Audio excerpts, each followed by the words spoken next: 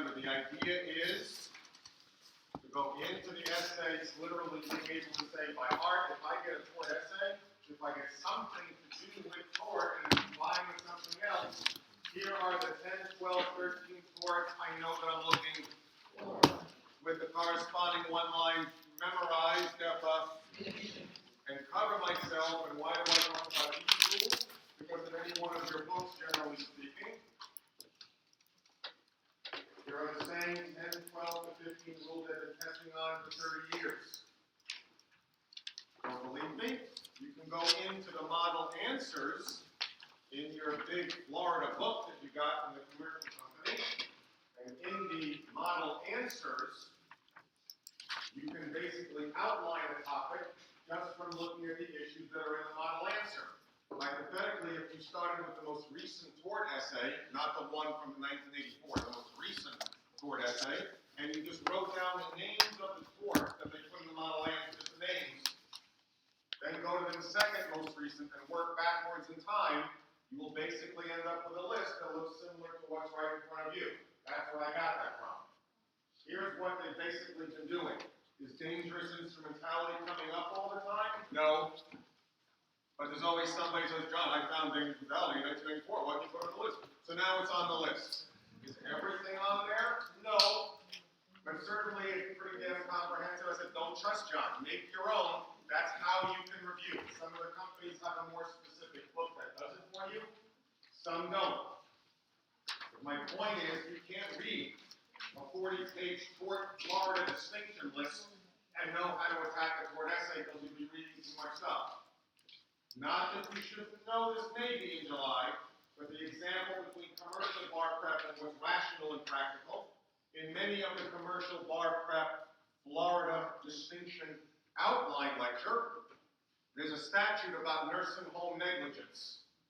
In Florida, there's a statute, if the nursing home is negligent with grandma, there's elements what you can do. Am I saying not to know that? No. Because again, my luck, the way they're doing things now, in July, you wouldn't believe it, John. Great grandma was in the nursing home, didn't see her. Look at that. How come you told me not to study? I didn't say that. I said if you worry about the elements of that one thing, you will lose sight over the 15 other things. Know the core things. And then in July, in your proverbial 2 weeks with nothing to do, and when bar prep stops, now I can add the 3 or 4 fancy schmancy things onto my list if I can, and now I can feel that much more of a genius when I walk into the exam. God forbid, they ask you about nursing home negligence in July, you didn't read the statute, and you don't know the statutory distinction language. What the hell are you going to do? The first thing you're not going to do is panic. If the nursing home doesn't take care of grandma, God forbid, what are you going to argue? Negligence. Which the elements are? Duty, breach, causation, negligence. And do a damn good IRAC of that. And then say, I believe there's a statute for nursing home negligence, assuming grandma's care center didn't do what they were supposed to do and follow the statutory procedures. In addition, they'd also be in violation of the statute as well as the my negligence. You get my point. Just say that you recognize there is something. In tort, a pretty common tested area is medical malpractice. Many people make the mistake of trying to memorize the 3-page statutory procedures to file a med mal claim. And even if they can do that, which you can't, but even if they can, they spend 20 minutes writing the list of procedures. So they run out of time talking about the negligence. But they feel really impressed about that. Yesterday we went over the essay exam instructions, and it said, I quote, when you state the rule, do it concisely and succinctly without undue elaboration. Don't talk about extensive discussions of the law or the historical basis of the law, not because I said so. If you know that in July and you can throw it down, great. I say acknowledge there are statutory procedures to file a med mal claim, assuming they did follow these procedures. Now you can bring a claim. The claim is based on negligence. What do you need to know about med mal? The different level of a duty of a doctor compared to regular lay civilian people. And then do your negligence argue? I'm not saying don't know that. I'm saying that alone will take you so much time and impossible to memorize anyway, that the more emphasis you put on the weird, hey, do this, John, I'm going to be prepared for it. The only thing you're going to be prepared for is to go back to Tampa next February. That's what you're going to be prepared for. Because even if you wrote that down, you wasted 40 minutes on what you were not supposed to talk about. Be practical. You're not going to know it all.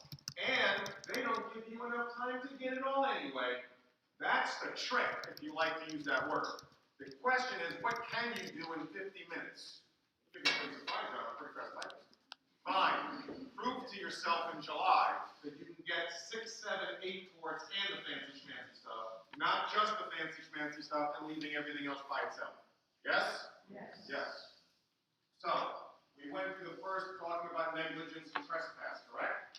We talked about the Good Samaritan rule in the second paragraph, correct? Big picture, issue spotting, one issue at a time. Look at the third and fourth paragraph.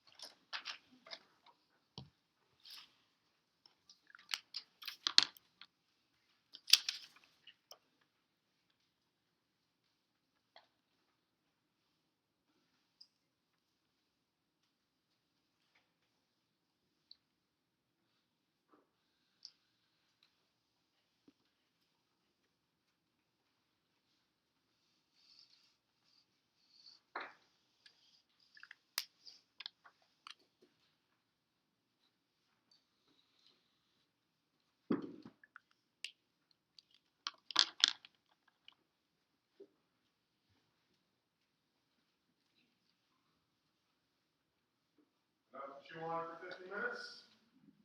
What kind of issues were in the third and fourth paragraph? Medical malpractice?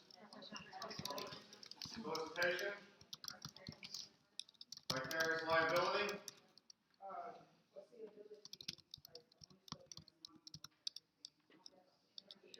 Intervening and Superseding. excellent. Intervening and superseding cause. As soon as you see multiple incidences, multiple acts, there's never just one accident. Other things happen after the original accident. And I always want to argue, are those other things intervening or superseding? That's again another issue. That if I wasn't looking to argue it, it goes right over my head. Then you walk out saying, damn, I just studied that at 8 o'clock this morning. How did I not see that? Because you have to be looking for it. Otherwise, they're not asking you specifically about it. Issue. Be thinking issue. If I get to it, what am I always talking about? And for 5 seconds a day, for the next 3 months, if I say tort, negligence, intervening, superseding, with a death of, Mission. you will not forget. And that's what you do when that witch is barking out those instructions at 8 o'clock in the morning that you don't understand anyway. Just close your eyes, let the guy think you're playing next to you, but in the meantime, he's going to fail. All you got to do is be thinking, here are the names of my issues. When I open up that book, it's either going to be a lot of defamation and some other stuff, it could be product liability and some stuff, or negligence and some. What are my little rules that I'm looking for in each one of those? Don't be conclusory, they just want you to mention it, define it, then talk about it, and give a one-line conclude. If you're going to argue both sides, you argue it in the analysis, and then come down with a one-line conclude. So, again, just to review. I do believe at 9 o'clock in the morning, you open up the book, you scan all three. Because everybody's going to have the good, the bad, the ugly, the longer one, the shorter one. Know what you want to do before you get to Tampa. You do what works for you. Now I see what kind of cards I've been dealt. Now I can move. When you look at the first essay, whichever one you want to do. What if I just want to do them in chronological order? I don't care. Fine. That's fine. Just make sure you see what numbers 2 and 3 are, because they can give you the little one, number 1, and the longer one, number 3, and you need to make sure you have the. Be smart. When you look at the essay, yes, as opposed to what I said for a day and a half, where the call of the question generally does you no good on an MBE question, generally. Here, you have to be very aware of what they're specifically asking you in the questions. Very specific. There's two, I'm being very generalized now. There's two basic kinds of questions on the essay. They're either basically saying, IRAC everything, your final example. Please discuss all claims Bob has against John, and all of John's valid defenses. Please discuss fully. That basically says, IRAC whatever the hell's on the page. There are other essays which give you 4, 5, 6 specific questions. Answer this, don't talk about that. The last 3, 4 times they did family law, they gave a whole family law hypo. And at the bottom it said, don't discuss the custody, only discuss the property issues. In February, they made the essay number 2 look like a Florida con law essay. But at the bottom it said, only discuss based on federal constitution rules. Ugh. 3 years ago, they gave a long essay, and what looked like question, it said question number 1. Please discuss all claims Bob has, whatever, it's a broad general question. In the bottom, in the corner, continue to the next page. On the back page, there were 2 more questions. Nobody saw that. I know I didn't the first time I looked at the page. So they literally put 2 specific questions on the back of the essay prompt. Who the hell's looking for the words continue on the next page at 9 o'clock in the morning? No sane, rational person, that's for sure. So half the state lost those points. They never even saw there were other questions. So, be very aware. Are they asking you to talk about specific things and not other things? Or are they basically just saying, please IRAC the whole fact pattern? Either way, you're just IRACing whatever you see anyway. But you want to be very specific so you don't waste any time. What if I don't know the answer to the specific question, John? I personally, John, I hate those specific questions. Because I myself, I don't know, will she, what effect does this have on Bob? I don't know what effect it has on Bob. If I don't know what that question means, what do? You IRAC whatever issues you see. For torts, is it generally a standard when you have multiple parties? Should I make headings Abel versus Baker, Abel versus Charlie, Abel versus Fred? Yes, because many times they're going to say that's what they want you to do. And sometimes make it more organized and do it by party. But in the heat of the moment, in the fog of the essay, who, what, where, what if I say, I don't know what, just IRAC the torts that you see. As long as the names are there and the rules are there and you cut and paste the facts, you're going to get the points. Don't be paralyzed, because if I don't, what if I don't, how do I not, I don't understand the question, just IRAC what you see. Get the words on the page. The more you practice, the more comfortable you're going to be following the instructions. But God only knows what they're going to do in July. So if it's a weird kind of question that no one in the history of the bar has ever seen, what do? I read the frickin' hypo and I IRAC the rules that I see.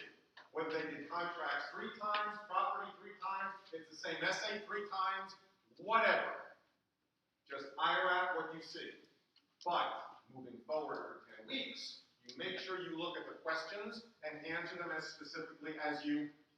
I don't know what they're going to do in July. For the last 9, 10 years, PR, ethics, professional responsibility, was always, they always snuck in the last 2 sentences of the essay, and they threw you 3, 5, or 6 points. Most people never saw it because they were already out of, and no one studied it. The big PR issues, generally speaking, the big PR issues that you want to be looking for are solicitation,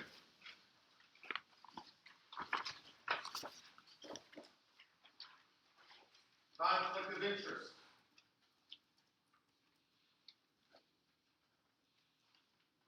fees.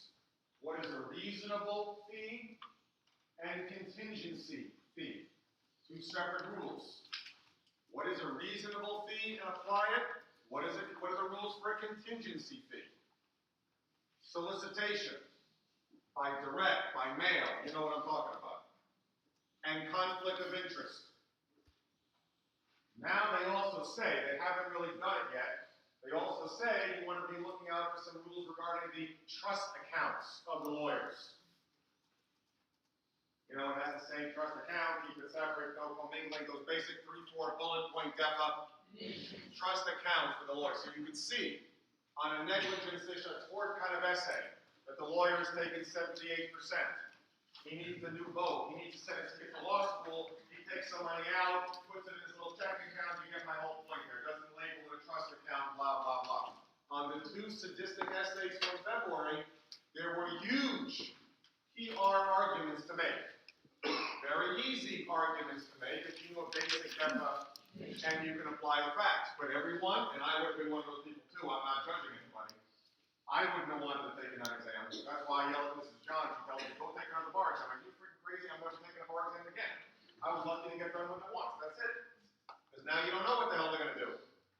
But the PR issues were very easy. However, everybody was so freaked out about the other parts of the essay that either you ran out of or you were too panic stricken. If you, again, you only need 34 points to pass that third essay, and half of it was PR, that's why John keeps yelling, IRAC what you do know, IRAC what you see, and scoop up the points. And by comparison, the other guy's essay will look like roadkill, and you will be okay. Yes? Yes. Yes. So you see here, they ask you on this memo business. If you look, and I'm not being facetious, I'm being dead serious. When it says prepare a memo, should you do the to, from, re, fine. After that, IRAC. Don't think it's a legal restricted writing instruction. Don't, because then you'll do the big issue statement with like the 9 sentences and a 14-line conclusion and all that stuff they taught you 3 years ago. To, from, re, argue, IRAC. That's it.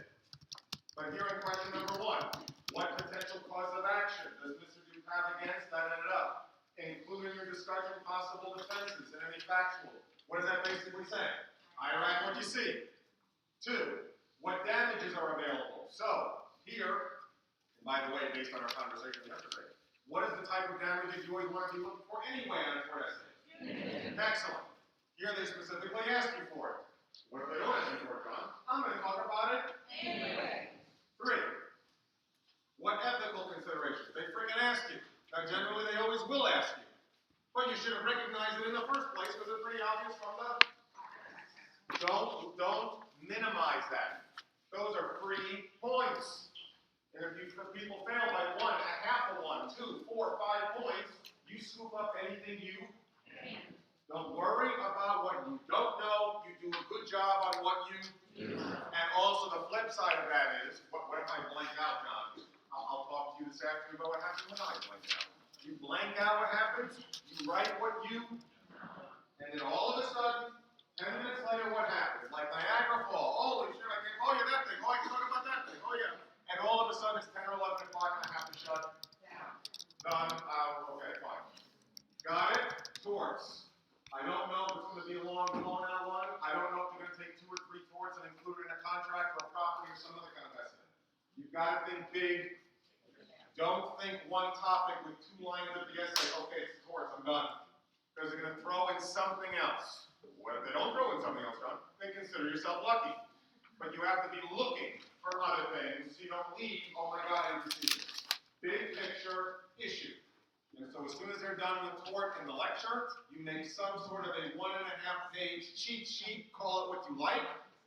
Here are my tort rules for an essay. I'm going to mem up. And that's what I say. Driving to school, driving home, lunch, at night, breaks, whenever. You always are saying to yourself, if you're going to get on freaking Facebook, get on Facebook, stop with the upside-down smiley faces and the whining and the complaining. What do? You go with your alleged friends that you're connected with, and you say, okay, tort rules, go.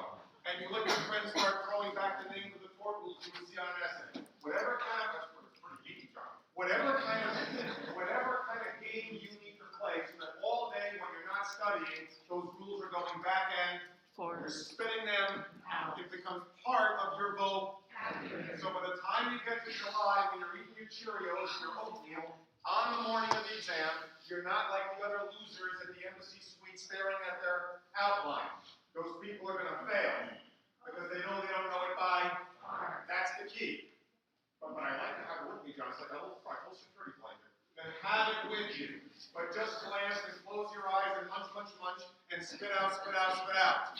Because when you leave those things on the table and the lobby of the convention center, and you go up that escalator into the land of Oz in that room, the witch will not let you have any of your little security blankets. And the quicker you wean yourself off your little security blankets, the quicker you will feel confident. So again, I say, let me be very explicit for me, again, we'll play telephone.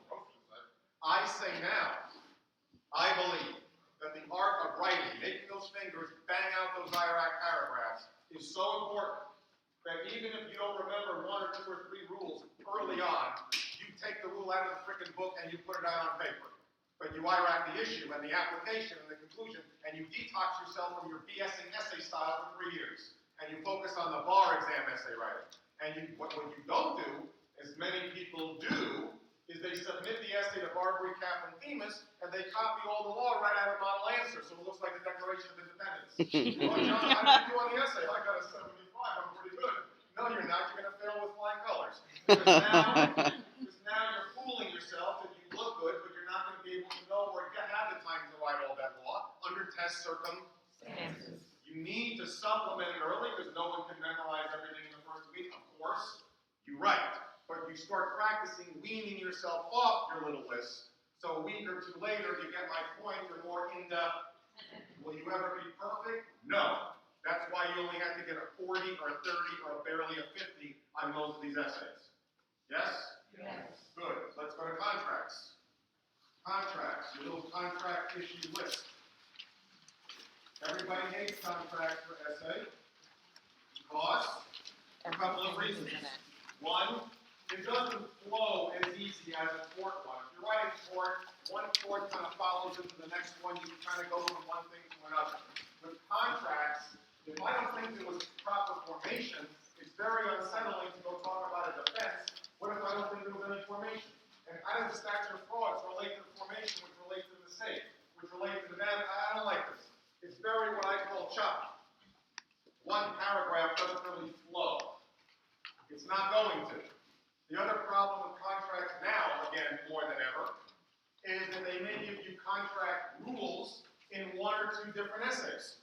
Once again, we're going to get to it the next hour. If you have a property essay, which is about the sale of land, John sells Greenacre to Bob for $300,000, and then all the other things happen. Many times they're going to say, John and Bob executed a real estate and then later a deed. Well, if we entered a real estate contract, am I not going to talk about formation? Yes. Am I not going to talk about statute of? Yes, it is technically a contract rule. In a minute, we'll talk about damages. There could be misrepresentation because I lied about what the property was worth, etc. So all of a sudden, the property essay also has some contracts in it. That's why you always have to be thinking, what are the issues here? Big picture. Don't get tunnel vision on one thing. That's what happened last summer. It was a blowout contract essay, number 1, very obvious contract essay. And then on the second essay, it was torts and contracts. No one, including me, no one in the bar had ever seen a combination of torts and contracts before. I agree. Wow. But the issue of the torts and the issue of the contracts in and of themselves was not difficult to.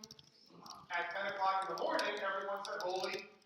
Am I supposed to do contracts again? I don't think so. They just gave me that in the first one, because they have never done that before.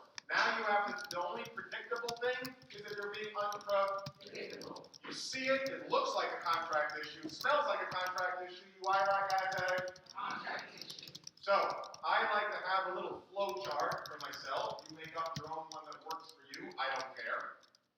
Again, this is all about not trying to think on the fly. If I get anything to do with a contract at all, because you're trying to raise issues, the first thing I'm going to say, the first thing I'm going to IRAC for any essay that has a piece of contract in it is what most people call the choice of law. UCC versus common law. I can do a little paragraph entitled UCC v. Common Law, Choice of Law. Don't be conclusory. You write out two definitions. UCC rules apply for the sale of common law applies to service and land. Here, this was for blah, blah, blah, blah. Therefore, this rule applies. Don't say here sale of goods applies. Don't say here common law applies. Why?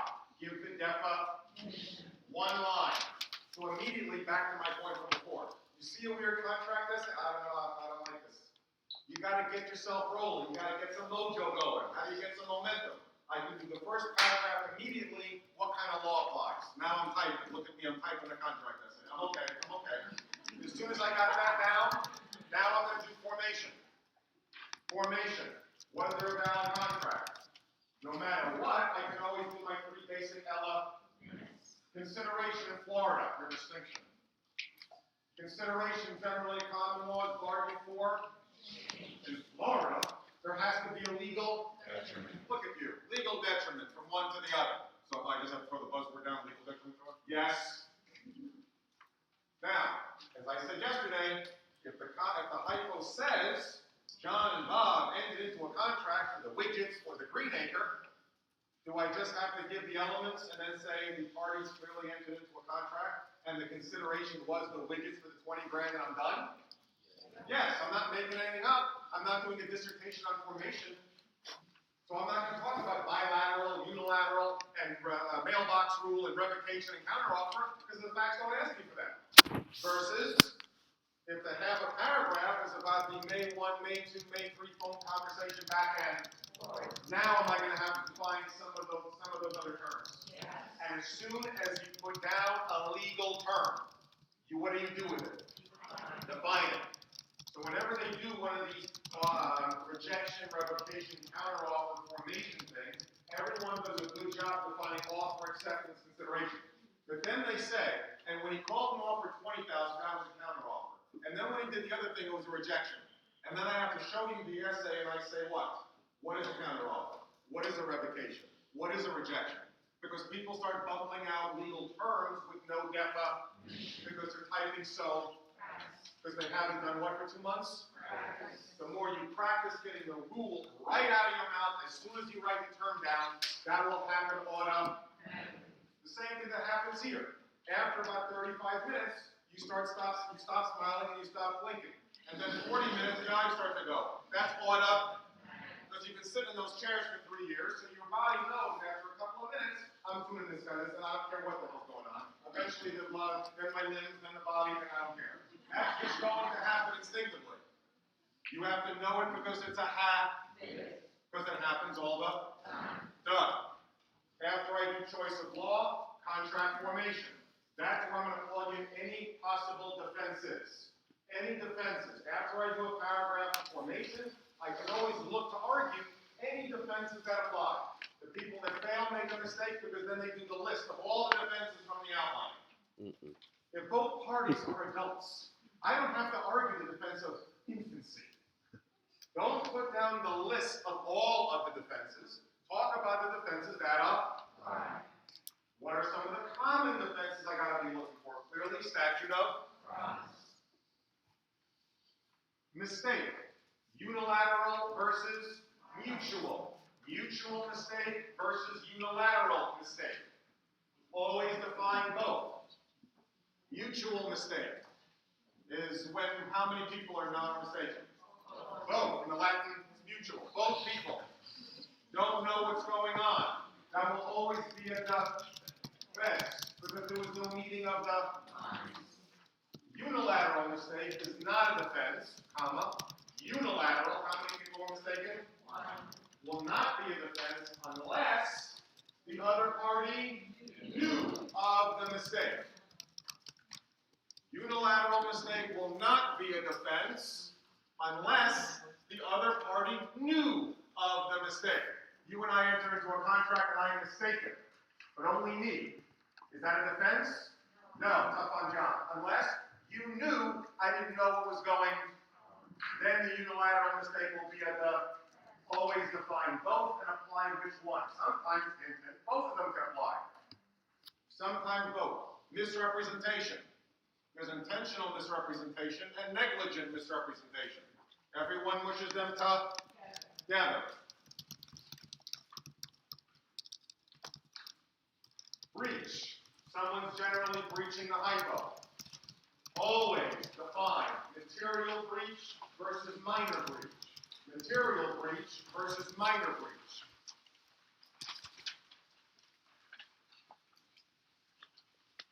A material breach is so big, material, that it goes to the essence of and the party does not get what they bargained, and therefore you can sue for the value of the whole contract. Material breach, so big, so material, that it goes to the essence of the contract. Party did not get what they bargained, therefore you can sue for the value of the whole contract.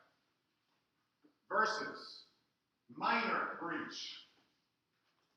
You didn't do what you're supposed to do, you breached, but the breach was so small, the other party did get the benefit of the bargain, and therefore they can only sue for their actual damages. Material versus minor breach. One-line definition, argue. If I'm supposed to build you a house, and you only end up with a frame, is that a material or a minor breach? I build you a house, and the doorbell isn't there, but a couple of papers missing. Is that a breach? Because I didn't finish the job, did I? But is the breach material or minor? Sometimes I can argue both. Give a one-line damages. There are two types of damages, or remedies for the fancy people. Legal remedies, equitable remedies. Keep them very separate. Legal remedy. What do you want when you're suing for legal damages? Money. What is your default damages in my contract law? Expectation damages. To put the party in a position, had the contract been performed? Expectation damage. Put the party in a position, had the contract been performed?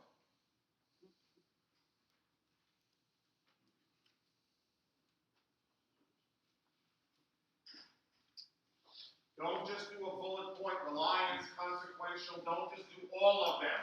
Because many times, all of them don't up. If you like it and you know it and you want to add it at the bottom to be comprehensive, of course, throw it in. But don't make up arguments because most of you don't even understand what those are. I don't either, to be honest with you. I could never figure out an essay in 45 minutes. I'm not saying don't put it in. I'm saying don't waste time making up arguments. Just bullet point it down. Here are the other kinds of damages you can get. 1, 2, 3. Shut up and let's go. Equitable remedy. Equitable remedy. Definition of an equitable remedy. When you get an equitable remedy, when the remedy at law is inadequate. When the remedy at law is inadequate, when money won't help you. That's a definition for an equitable remedy. Get it down. Keep it a little subtopic under remedies. Make sure they see it. What are the most common tested forms of equitable remedies? Number 1. Say it. Specific performance. Specific performance. When do you get that? When the item or subject matter of the contract is unique. What is always considered unique in the law? Land. What do people say on the essay all the time? And here you can get specific performance because the remedy at law is inadequate. That's what everyone says. Is that correct? Yeah. Will you get points for it? Yeah. But now they just push 2 separate definitions to get 4 points instead of 2. Because I define equitable remedy is when the remedy at law is specific performance you get when the item is. So as soon as I see, I'm skipping ahead, but big picture. As soon as I see a property essay, sale of land, I know that in addition to all my property stuff that I'm going to throw down there, if they mention anything about a real estate, I can do contract for choice of statute of specific purpose. I got 4 other paragraphs I can write before I even worry about the property stuff. And if I've done what that Allen Iverson doesn't like to do? Practice. Spinning out the one-line DEFA on those 4 things for 10 weeks. How freaking fast am I going to get that stuff down? Pretty freaking fast. And now I still have a half an hour or more to do my property stuff, and holy, I'm going to get a 75 even though I don't like this stuff. Because all it is cookie DEFA. The law's not going to change till July. Good? Good. Well, I hope, John, this is not it, is it? No, you always find parole evidence and third-party beneficiary and this other contract stuff you learn. Yes. But when you get a weird essay and you don't know what to do, I know going into that room that if I had any good contracts and I can do what I just told you, and you do those, will the tsunami of all the weird garbage follow into your head and then you'll end up with too much to write about? Yes, because you got a little mojo going. And as long as you can do choice of law, formation, breach, damages, defenses, generally, plus any other topics they may throw at you, there's 15 minutes right there anyway. It's not a 3-hour essay. And at 11 o'clock, what do you have to do, or 10 o'clock? Shut, because you got to get the next one. If you get so good and you have time, God willing, then can you go back and throw in, I think I'm going to argue, the parole evidence partially integrated contract situation, John. God bless you. Just make sure that you've covered yourself on all 3 essays. Yes? Let's take a look at an essay, shall we? Right after the last one, it should say February 2007 contracts.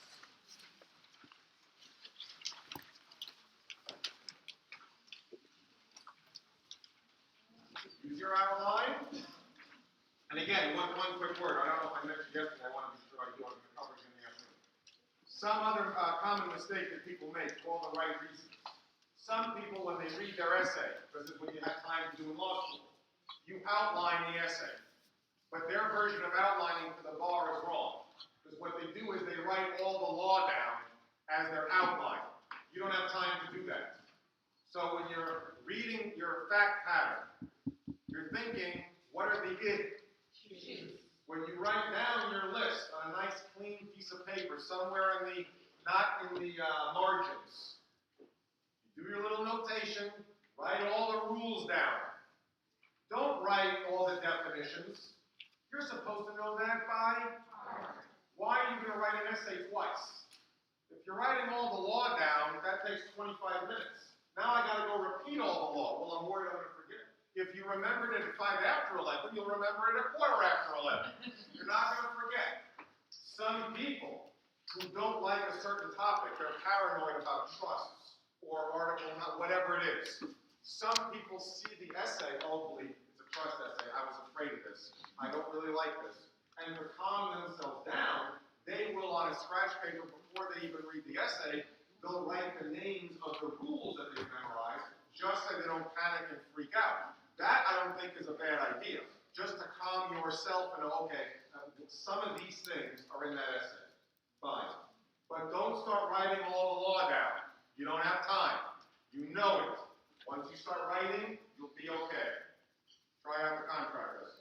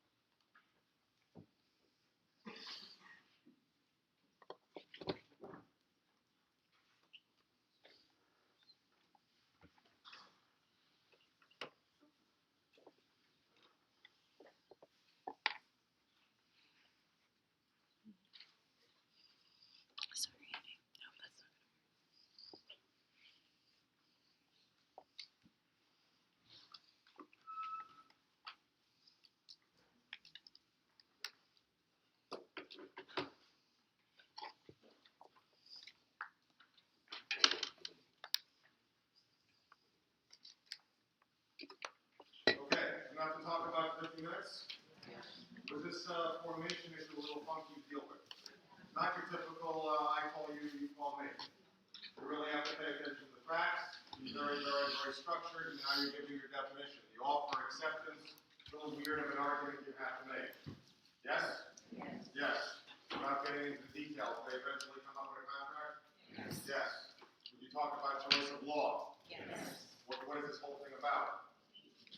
Sale of Goods. Is there an issue? What are some of the defenses that you could argue here?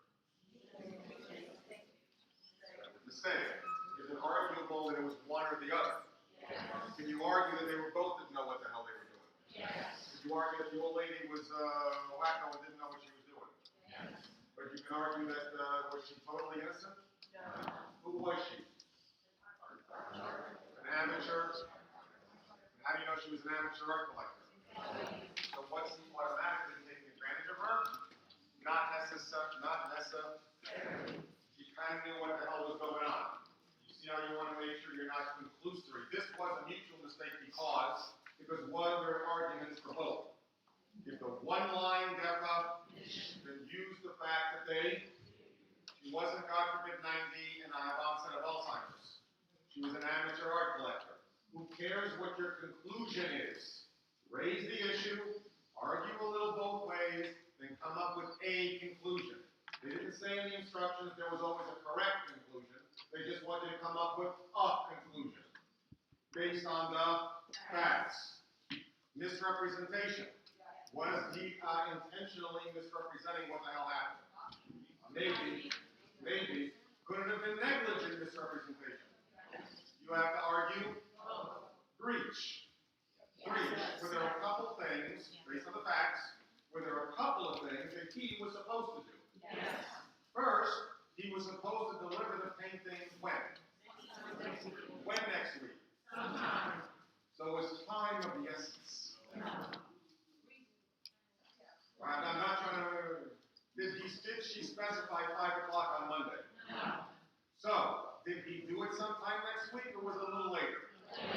Was that a material breach or a minor breach? Minor. What was the other thing he was supposed to do? Where was he supposed to hang it up? Where did he leave it? And what happened to it? Do you see where we're going here?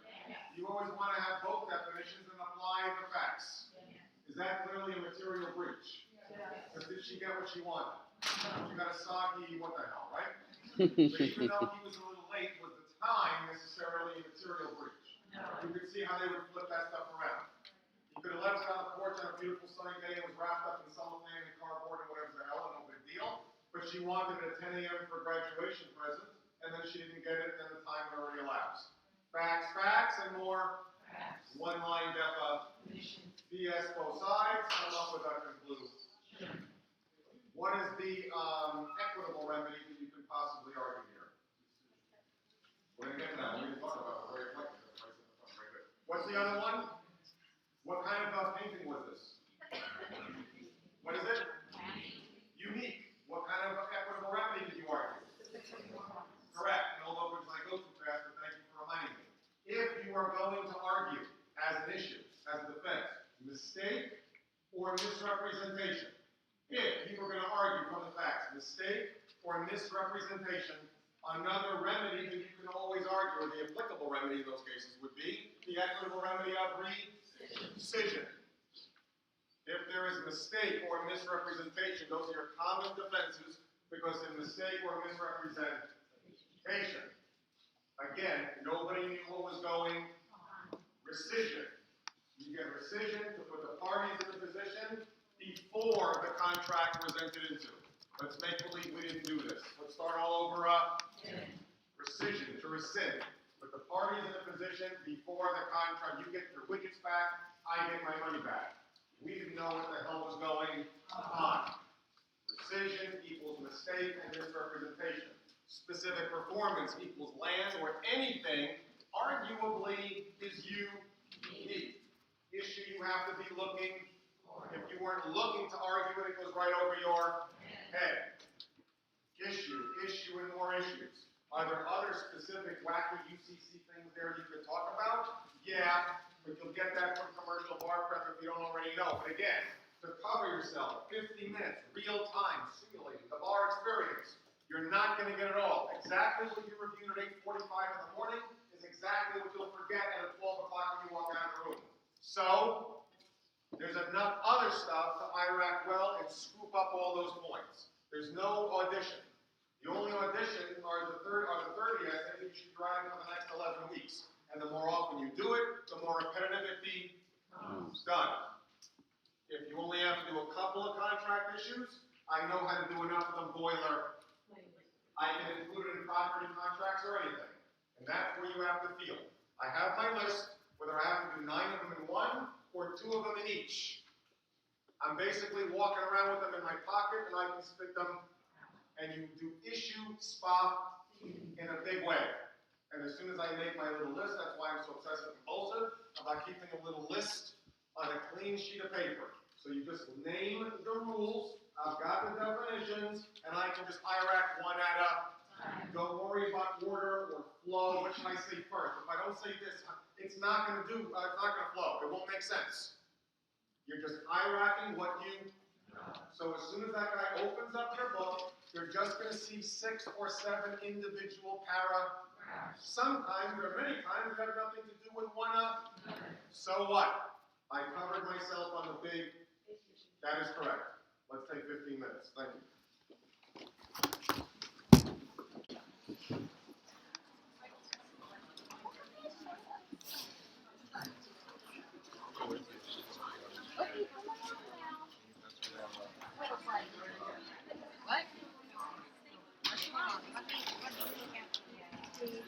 Yeah. I got it.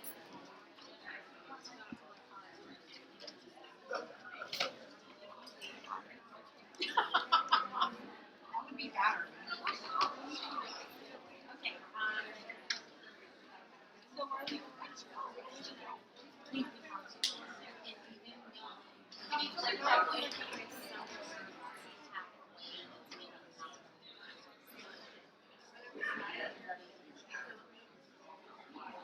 well, that's true too. We're not doing property. Oh, actually, the property essay had 2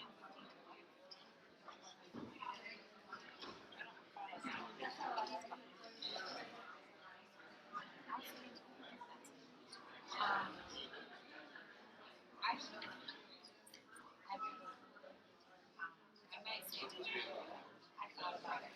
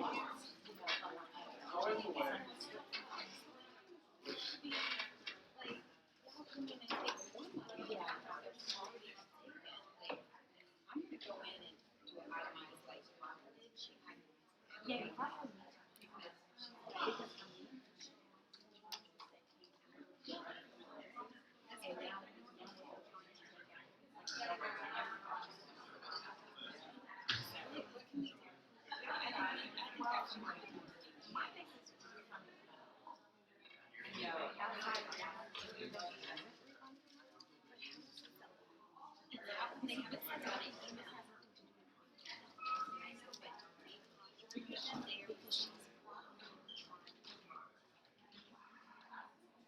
She should at least send out an email and say we are aware.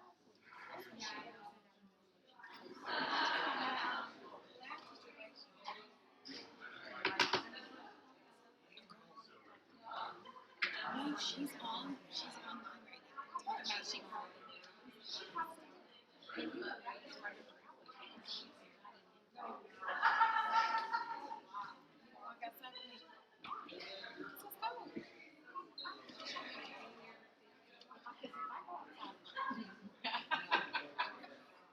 I'll be sitting here waiting for you.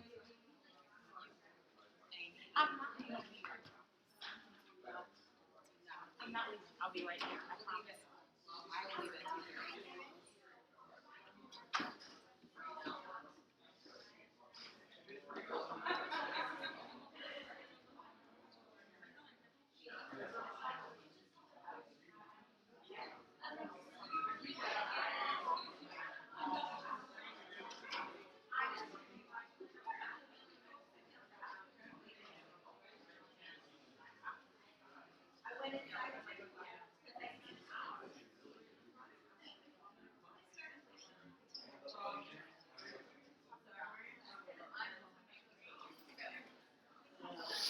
What do I want to do with race? And not try. No, I like Sure, my girl. I don't think they have sound. It's not a sound. It's not. It's like French fries. Yeah. I don't know how much, but I think it's a small bite.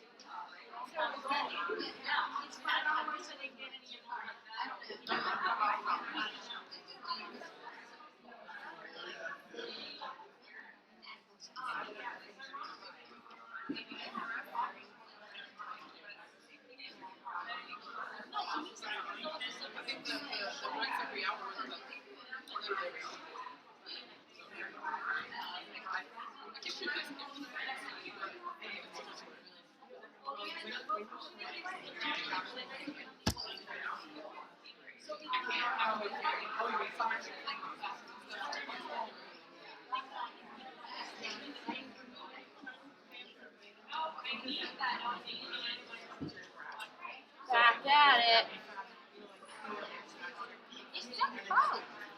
Andy, what are you doing for lunch? I don't know. I don't want to eat pizza for God's sake. I don't either anymore. What's this one? What's what? Angry Birds. Is this the one the school gave us? Oh, the iPad? Yeah. Mine died, broke. Wow. It won't turn on anymore. It'll click into the computer, but it won't. The screen won't come on. And I It took has it in. Apple Care on it. No, it For doesn't. 3 years. Yeah, it does. Unless you bought it with Apple Care. No, the school it came with it. Because I was about to send this back for $50 and they were going to replace it. And then I was like, fuck, I don't care. Yeah, it had Apple Care for 3 years on this. How do you know that? Because I called in. How do you find out? Because they looked at the serial number and they said I didn't. I called Well, now in. it expired. Yeah, I called in and asked. I said, hey, it's cracked the screen. I know, because I think they pretty much told us when we bought these, when we paid tuition, that when we were freely given these things, just like this course we didn't pay for, that it had Apple. Oh yeah, the course that the dean paid for. Yeah, I Remember. Gotcha. Well, They I'm told thinking my of getting a nuts. new one because I want a second screen on my computer. Have you heard me complain about this the whole time? No. Oh. So I'm sorry, I'll pay more attention. I want to kind of have like the lectures on one screen and then my notes on another. Okay. You get what I'm saying? Like when I'm studying or doing stuff. But a cheaper way you can do that is with an Apple TV. So that's what they were talking about. But here's the other situation. My desk does not face my TV. It's a laptop. What? It's a laptop. Yeah, but okay, so Turn the chair around. it defeats the purpose No. of No, it being at doesn't. a desk away from the television. Would you rather spend $100 or $700? Turn the chair around. But here's my other thing. Okay. If I spend $100 on it, here's the thing. If I spend $100 on it, then I'm already halfway to getting an iPad. No, what kind of iPad? No, not the new ones. From 1997? No. Like they have like the Mini 2. How much is that bitch? $268. Your iPhone's faster than that. Yeah, but my iPhone, I'm not gonna stream stuff on, so she's small. Still faster than that. But I understand what you're saying. Do you know what I'm saying? You gotta get what's best for you. What's And best for me? if you think that I don't getting know what's best for me. But if you think that getting this thing to put beside your computer on your desk is what you need and what you want to be successful to do, absolutely 100%. Or like, what if I'm in the library? Then now it's portable. But then again, yeah, anyway, Oh man, guys, it's yelling at me. it's fine. I don't know what I do. Oh.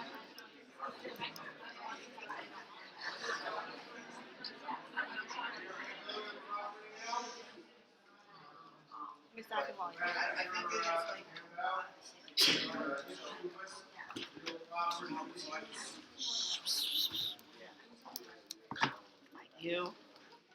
I love you, my man.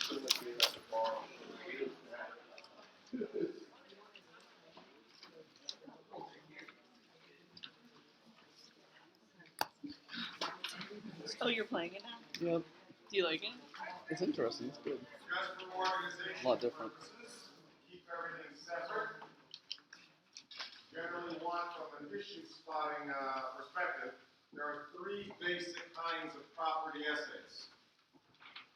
They're either going to give you an essay based on landlord-tenant issues, or there's an essay which seems to concentrate on easements and covenants. Bless you, I agree. Or there's an essay on what everyone kind of calls conveyance, the sale of land from one to another. Kind of the one I was referring to earlier. You enter into a real estate contract to sell Green Acre and then bad stuff happens. The sale of land. So for me, again, do whatever you like. When people see property and they read the whole outline and they make that 2-page single-space outline, they see Green Acre and they just start law dumping everything. And again, you'll spend 20 minutes talking about stuff that is not up. So, just little mini outlines, mini rules, so there's no crossover. Sometimes there is crossover. If you're doing a landlord-tenant essay, if you're doing something which speaks to landlord-tenant, you always want to make sure that you can start by defining the types of tenancies. They're going to tell you.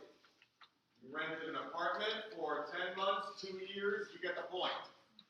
During your commercial bar prep, they'll go over the definitions for periodic tenancy. You get the point.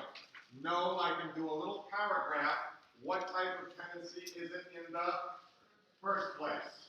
Give the rule and then apply. There's always a little rule based on the notice requirements for the different kinds of tenancies. Sometimes you can argue a little bit of both, but the facts will not be explicit. But just know that I'm always looking to argue what kind of tenancy is it, and therefore what kind of notice requirement would there be when I want to get out of it. 2, there's always an issue of what the landlord duties are. Landlord duties. A couple of big ones that the landlord always has. Number 1, Florida, deliver physical possession of the property on the first day. Deliver physical possession of the property on day 1. How many of you were tricked into helping a friend move? You were promised pizza and beer. The pizza was cold, the beer was flat. You finally got there, and the management company said, sorry, the apartment wasn't clean, you got to come back in 2 days. If that happens in Florida, the landlord has breached because they have not delivered physical possession on day 1.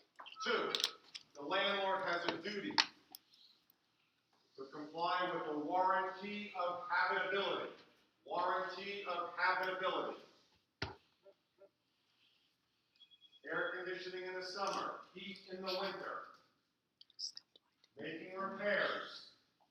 And no violations, safety violations, code violations.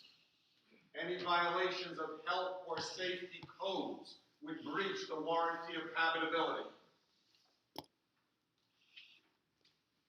If you can argue that the landlord did breach the warranty of habitability, that is the main reason, the main justification for the tenant to not pay rent. You call the landlord in the morning and say, the air conditioning is blowing hot air, 5 o'clock you come home from work, it's still hot. Can you say, sorry, you breached the warranty of habitability, I'm out? No. 120 degrees after the 3rd day, you rush to the emergency room with heat stroke, is that a better argument? Everything in between is an argument. Okay? Landlord, warranty of habitability. Make repairs, keep the place habitable. Look for zoning, health code, safety violations. Automatically breaches of those warranties. Everything else, make an argument. The tenant has duties. Separate paragraph for the tenant's duties. Once again, I do it, you do it, whatever way is comfortable for you, for me, because everyone keeps asking, I'm a very organized, what if I say, how if I say, blah, blah, blah. You just have to have a plan of attack. I'm going to argue what kind of tenancy. The landlord's always got to do stuff. The tenant has to do stuff. What's the tenant's big duty? To pay. The tenant also has a duty not to commit waste. In commercial bar prep, they'll give you a lot of fancy names for different ways to commit waste. You memorize what you can. The big deal is there are 2 basic ways to commit waste. There's the way where you have the party on Saturday night, you wake up Sunday afternoon, how's a hole get in the wall over there? That's for me doing stuff, committing waste, the damaging the property. The other version of waste is, the sink is dripping. I guess eventually I'll call the guy. And all of a sudden there's a flood. Not informing the landlord of damages, repairs that need to be made. If you allow things to be damaged, that's another version of committing waste. Like they say, acts of omission and commission. You can be doing stuff in front of the property, you can just let stuff happen. Both would be committing waste. Fixtures. Fixtures. When you're going to leave, what can you take? What is the definition of a fixture? Something that has become so attached that removal of it would cause damage. Never infer or assume damage. And this goes both for an MBE question, by the way, and an essay. How will you know if something damaged a property? They will. Something's always connected. Is that little thing over there, that camera thing, is that technically connected to the ceiling? The lights, they're connected to the ceiling. Yes? Are those fixtures? Now, everybody knows we live in an apartment in Florida. There are ceiling fans all over the place, right? Hopefully. When I leave my apartment, would a ceiling fan automatically be considered a fixture? If John put the ceiling fan in, would that be considered a fixture? Yes, because does John know how to take one out? Because John is Jewish, of course. Called him an idiot. If I take a ceiling fan out, what's going to happen? It's going to blow the whole ceiling down.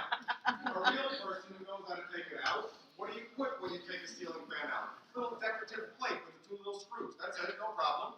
Is taking a ceiling fan out automatically going to damage the property? No.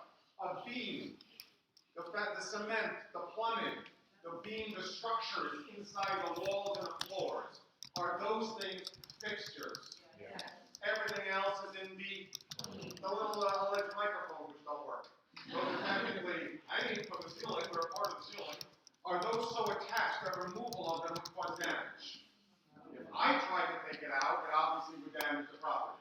A real person who is not afraid of going to Home Depot like I am, those real people, they can take that out, put a little screw in there, and everything is okay. How will you know? You have to argue. On an MBE question, they will. On an essay, a little argument. Fixture, something that has become so attached, removal of it would cause damage. They're not going to say if it will or won't. So you think the window treatments, ceiling fans, etc. When I finally could afford a big screen TV, I was still bachelor John. And I knew that eventually I was going to be moving out within the year. So the guy at Brandsmart tried to convince me to get the wall brackets. Like, you like football, Mr. Brooks? Yeah. Oh, you sit back in your chair, you're going to look at the walls like being in a movie. No. Just give me the one that's on the furniture. Go with the stand. Don't you want the wall? I'll make a deal. Listen, buddy, I teach this stuff. If I go home to my apartment, which I rent, and try to put those wall brackets up, two things are going to happen. The TV's going to go on the floor, and I'm going to ruin the wall. So I'm going to have to need a new TV, and the landlord's going to sue me for the damages. So just give me the one for there. If I put the brackets on, put the TV on the wall, does that become a fixture automatically? No. Because could you take off those brackets without damaging the property? Yes. If you know what you're doing. And if you don't, you'll argue both.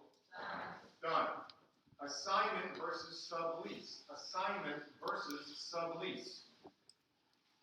If you assign your lease, you're the tenant, and you assign your lease to a third party, you are assigning all the remaining term of the lease to the new guy. You're getting rid of it. Assignment, like assignment in contracts. You're giving all the rights and obligations to a new person. And therefore, on the first day of next month, who owes the landlord money? The new guy. When you've assigned your lease, you've given all the remaining portion of the term to a new person.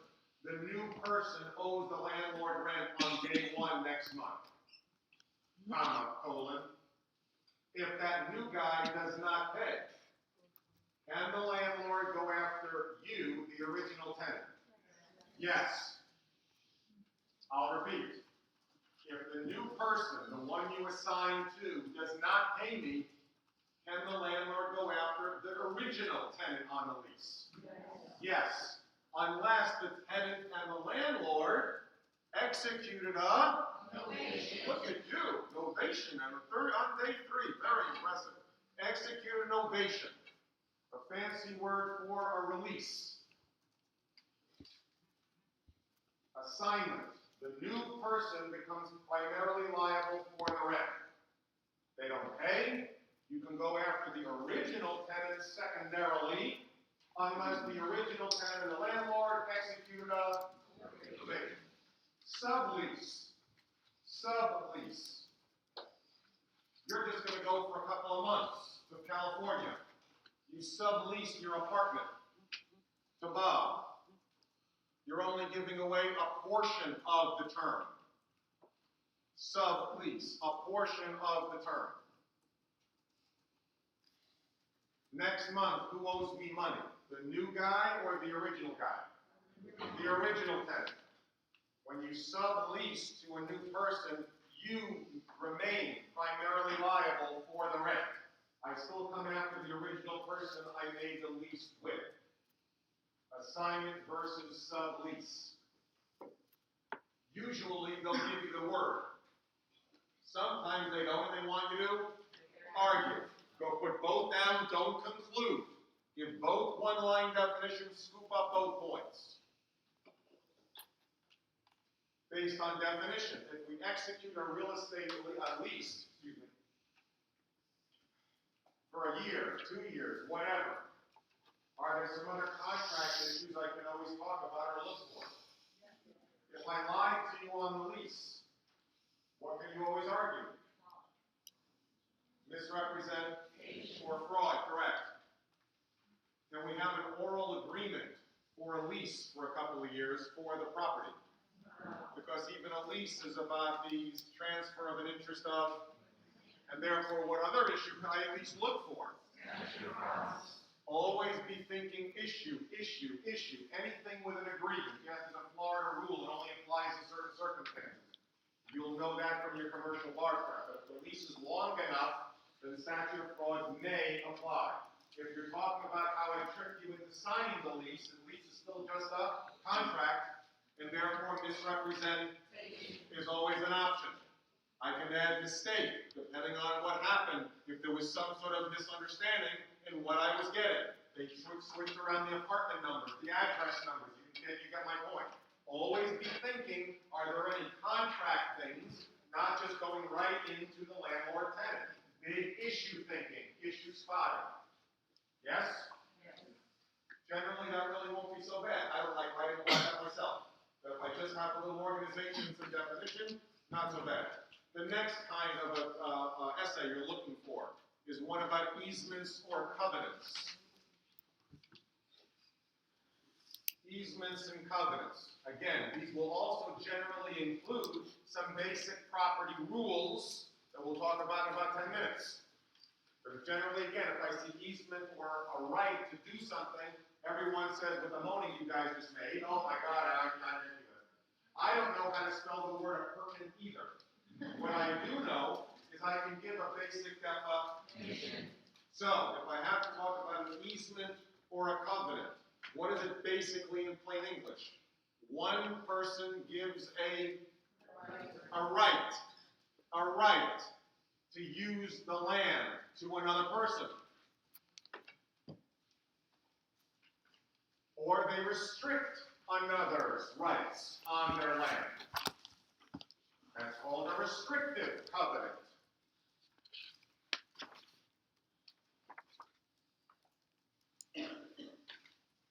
You want a more official definition? In the Florida essay books, the one with all the answers and the model answers, as verbose as a lot of the outlines are, in all of the company's model answers, don't read them for the length. That will be too intimidating. You will never be able to write what's in the Barbary Kaplan Themis model answer.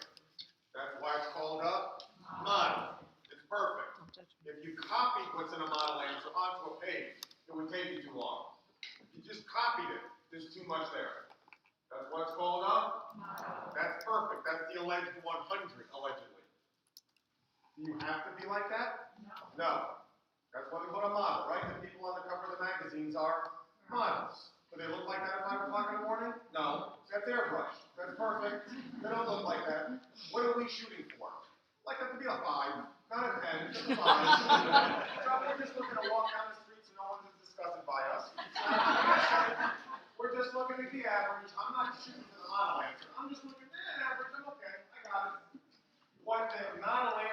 do very well, generally speaking, is if you need a good definition, a sentence, a part of your script. If I have to define an offer, if I have to know what an easement is, the book, I'm all over the place. You use the DEFA in the model answers. As crazy and as long-winded as a lot of the books are, the definition for the terms in the model answers are generally very good. So if you're struggling to come up with, so I know what it is, I know what it looks like, but I need some buzzwords. Quick and plain that I can memorize. Many people will look in the model answer of that subject, and you use that one line, yes, sometimes two lines, but pick out the words you can memorize, and it's much less intimidating to know that than going into your outline and looking at 4.5 pages of stuff.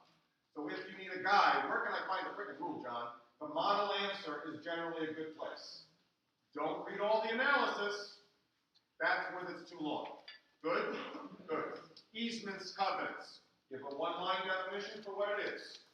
2, how are they created? A covenant is generally always in writing. A covenant looks like a contract. It's a promise for a promise. Covenant in writing looks like a promise for a promise. Easements can be created a couple of ways. Can you have an express easement, i.e. in writing? Yes. But does an easement have to be created in writing? No. One commonly tested easement is an easement by necessity. Easement by necessity. Meaning, I have the right to cross your property, to use your property, because it's necessary. There's no other way for me to get off my land unless I go across your land. In my day, when I was growing up, I lived on what used to be called a dead-end street. Now it's called a cul-de-sac. In my day, it was just a dead-end street. There's no way to get to Cimarron or Colonial unless I go across your land. Easement by necessity. But there can't be a trick way, a back way. There's no other way to get off the land unless I use your land. Easement by necessity. If the city comes through and boulders through the dead-end street or cul-de-sac, now is the necessity going to terminate? Yes. Easement by prescription. Easement by prescription. It's basically the same thing as acquiring it via adverse possession. Except an adverse possession, if you're basically just living on the property, using it for the statutory period of time, what have you acquired? Title. Adverse possession equals title. You are the owner, the legal owner of the property. Of course, if you do acquire title by adverse possession, just as review, what can you never be considered? Excellent. If you have an easement by prescription, you don't own the property, but you have a right to use it. No legal ownership, but you have a right to use it.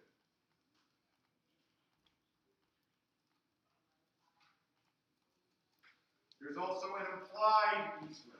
Easement by implication. Implied, implication. Implication or implied, it's implied from prior use. Implied from prior use. Which means, if I have a big piece of property,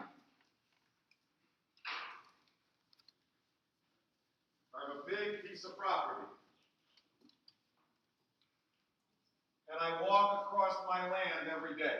I own Blackacre, and every day I walk across the property for 30 years. For some reason, I divide the land in two, and I sell you that piece. I own this piece, you now own that piece. I want to keep doing my walk. For 30 years, I've been walking across that path. When I sell you that other piece of land, it is implied from my prior that I'm gonna get to keep walking across that little path all because that's what I've been doing for 30 years. Implied from prior for 30 years, that's what I've been doing. I want to keep doing it, so I get to keep doing it across your property. Do I have a legal right over there? No, because I sold you the land. I just have a right to go walking across that path. Easement by implication. You divide a piece of land, and you keep doing what you've always been doing because it's implied from my prior use. This is what I do all the time. Implication, implied. Why are we talking about implied contract? Implied from the facts. What are the facts? I've been doing this all the time. So now just because I sell you that piece of property, I still get to walk across. Yes? You'll know it very obviously from the facts. Terminating an easement. Terminating an easement. Define what it is.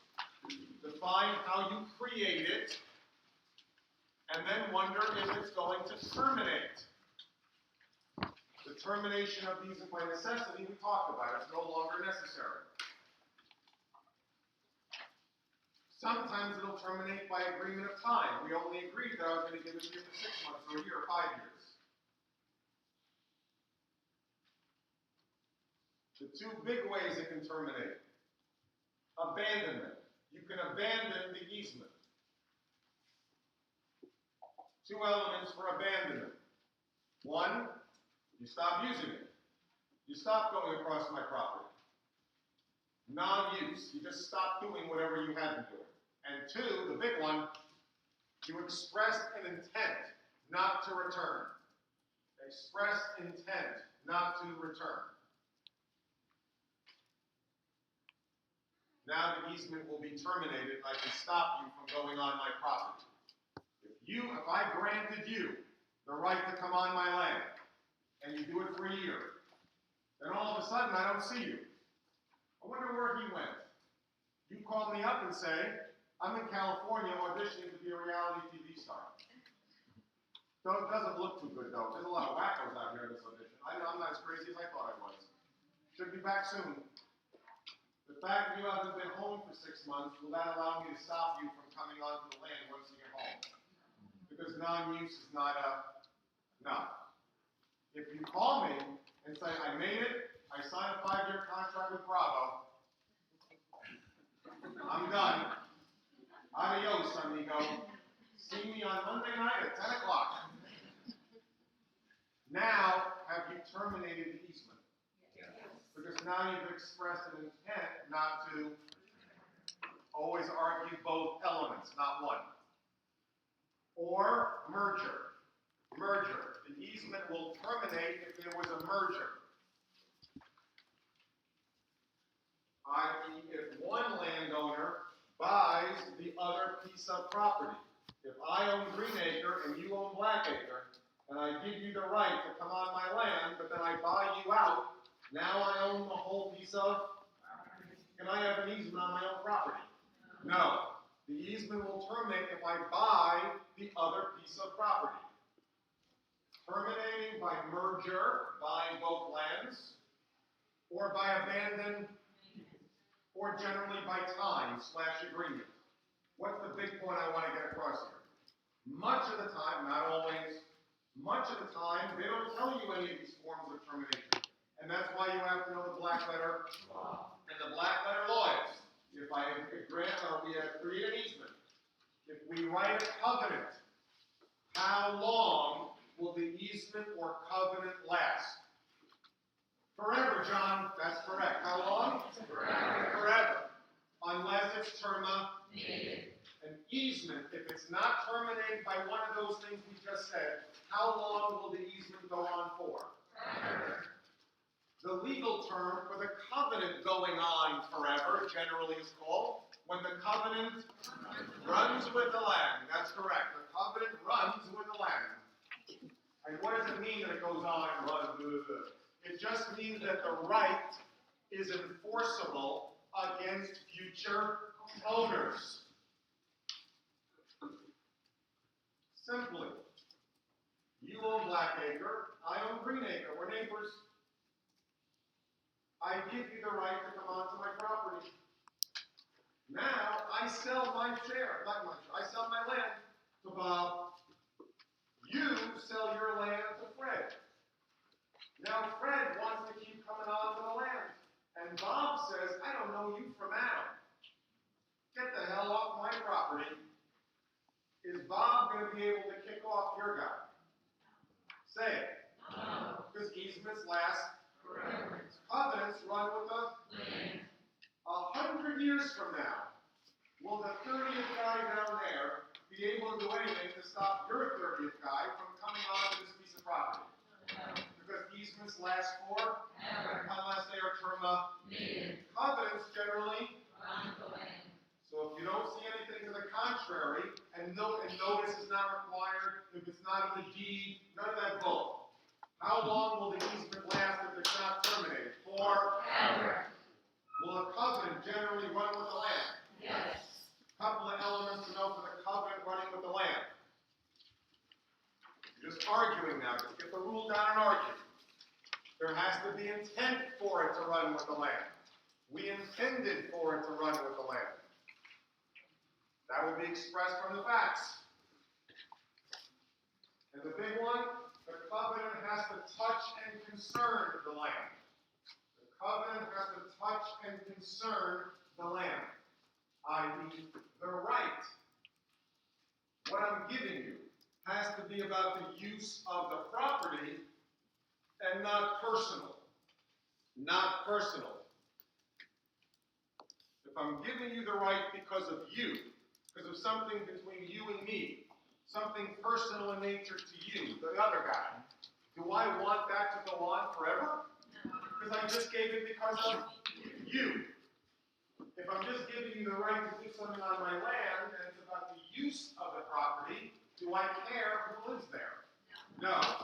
Famous Island Lucy episode, after they moved to Connecticut. She she grew rose bushes in her front lawn, and she entered the rose bushes in a contest. So if John owns Greenacre, and I grow rose bushes in my front lawn, and I got two obnoxious neighbors. Okay? Two obnoxious neighbors. I got the Costanzas over here. I got Jack Kloppers over here. Two angry Jewish guys. I don't want them coming anywhere near my rose bushes. So I make a restrictive covenants with both of these guys. No one shall come within 10 feet of my rose bushes. They sign the covenants. Now, when these guys sell their property to other people, are those covenants going to be enforceable against the new people? No or yes? Do I care who lives next door to me? Do I want anybody coming near my rose bushes? So is that personal, or is that about the use of my land? So when Columbus sells to another obnoxious guy, do I want him coming anywhere near my flowers? If he sells to the Brady Bunch, do I want them coming anywhere near my rose bushes? Do I give a freak who lives next door to me? I just want to protect my precious little roses. So those covenants will run with the land. If you move in next door to me, and you just came back from the Olympics in Rio, and you won 5 gold medals in swimming, now you're a big shot an endorsement guy. I don't know what to get you for a present. You're a millionaire. You got everything. Oh, you know what I can do? I know.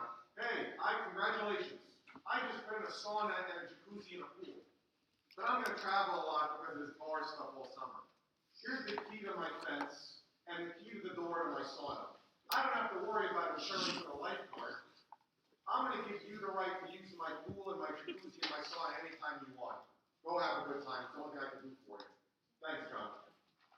When you sell to the Brady Bunch, do I want those bratty kids jumping in my pool? No. The only reason I gave you the right to use my backyard and my pool was because it was something you had certain something or other. But that's not going to transfer to anybody else. Therefore, that right would not touch and concern the land. That was persa. No. Would it have to be pretty damn explicit in the facts that it's something so unique or personal to the person that it wouldn't run with the land? Yes. So that's why the default law is that covenants generally run with the land. which means they last for. So no matter how many stupid conveyances they give you in the essay, you already know where this is going. Abel, the Baker, the Charlie, and Fred. Generally, a covenant will run with up, which means it lasts for. Will be enforceable against future. Therefore, this guy cannot stop the other guy from using the done. Got it? Good. License. Quickly, one-line definition of license. Doesn't come up on an essay often, but it helps also for MBEs. A license is only generally the permission to enter the property. And the thing about the license you have to know, it's revocable at the will of the owner. A license is only the right to let you onto the property temporarily, but it's freely revocable by the landowner. Separating that from the easement or covenant, which generally lasts for. The common way it's tested, of course, here is, this is the ticket to the ball game, the concert. It says in the back of every ticket, you have the right to enter the auditorium or the stadium, but if you do anything, the owner can always kick you. Think back to courts, even though we didn't get into the details of it.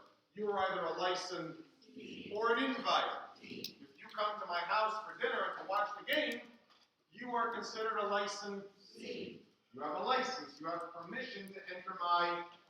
But if you say anything bad about Joe Namath, what can I do? Kick you out. This was my childhood in the Orange Bowl before it was destroyed. God rest his soul. Yes. I would go to the Jet Dolphin game, deck out in my shirt and my hat to be loyal. By the third quarter, there was beer all over me, and there was a fight, and so the police department had to escort me out. And I would say, but I spent my $20 like everybody else. And the police department would say, look, you moron, you only paid for the right to get in. But once we don't like what you're doing, or for your own safety and protection, we have to remove you. And did they remove me? Because did I have an easement or covenant? No. I only had a license, which is freely revocable. Done. Okay? Again, even if I'm doing an easement or covenant essay, generally, I'm going to sell you some there's some sort of other property issues. Think big picture. If I lied to you, if I misrepresented something to you, because it's still some sort of an agreement. A covenant, there's always a writing, think piece of paper. So there's always potentially some contract issues. I can also IRAC. You're always thinking big picture. Just get the base definition. And even if you don't remember the word appurtenant, the front row always will. But then they'll spend too much time arguing the validity of the appurtenancy rather than the big picture. The back row just says, yeah, you get a right last forever. The middle row says an easement is a right from one grade. You get my point. A definition. You don't know what it is. The model answer has a nice little one-line definition. Memorize what you can. And I, no sorry,